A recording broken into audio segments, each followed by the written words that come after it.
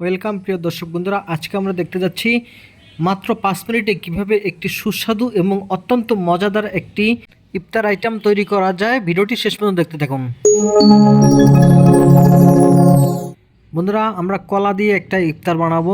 প্রথমে আমরা দেশি যে বাংলা কলা যেটা বলে ওই কলাটা আমরা সিলে নিয়েছি। পাকা কলাটা সিলে আমরা প্রথমে চটকিয়ে নেব। ভালো মতো চটকিয়ে নিতে হবে কলাটা, যাতে শক্ত শক্ত না থাকে এবং পাকা কলা হতে হবে। বন্ধুরা, এই রেসিপিটা বন্ধুরা অনেক সুস্বাদু, আপনারা অবশ্যই ট্রাই করে দেখবেন আমাদের মতো।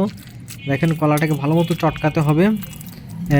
অন্য কলা দিলে হবে, তবে দেশি যে বাংলা কলা বা সবরি কলা বলে এটা হলে সবচেয়ে ভালো হবে। এখন কলা চটকানোর পর আমরা কিছু ময়দা দিয়ে দিচ্ছি, পরিমাণ মতো ময়দা দিতে হবে, বা চালের গুঁড়া দিতে পারেন বা আটা দিতে পারেন। আমরা ময়দা দিয়ে তৈরি করতেছি।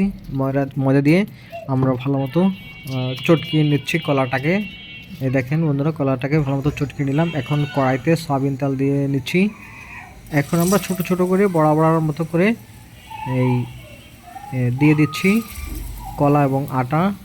আর কিছু দিচ্ছি না বন্ধুরা। আমরা অত্যন্ত চটপট যেটাকে বলে 5 মিনিট থেকে 10 মিনিট সময় লাগবে এটা করতে এবং খেতে অত্যন্ত সুস্বাদু। বন্ধুরা, আপনারা এটা ট্রাই করে দেখতে পারেন। এই দেখেন, আমরা কড়াইতে দিয়ে দিচ্ছি। প্রায় হয়ে গেছে, আমরা পুরোটা দিয়ে দিচ্ছি। সবগুলো দেওয়ার পরে এগুলো আমাদের ঢেকে দিতে হবে। কিছুক্ষণ ঢেকে দিয়ে আবার উঠাচ্ছি। এই যে এখন আমরা এগুলোকে উল্টিয়ে দিচ্ছি একটা খুন্তি দিয়ে সুন্দর করে। সবগুলোকে আবার উল্টে দিতে হবে। আর বন্ধুরা, আমাদের ভিডিওটি ভালো লাগলে অবশ্যই চ্যানেলটি সাবস্ক্রাইব করে আমাদের পাশে থাকবেন। বন্ধুরা দেখেন, আমরা সবগুলো উল্টিয়ে দিয়েছি। আবার উল্টিয়ে দিয়ে এখন আবার সরা দিয়ে ঢেকে দিব। এই যে আবার উঠিয়ে ফেলছি ঢাকনা ওঠানোর পর আবার একটু উল্টিয়ে দিচ্ছি। আমাদের হয়ে গেছে এখন বন্ধুরা, দোপাশি হয়ে গেছে।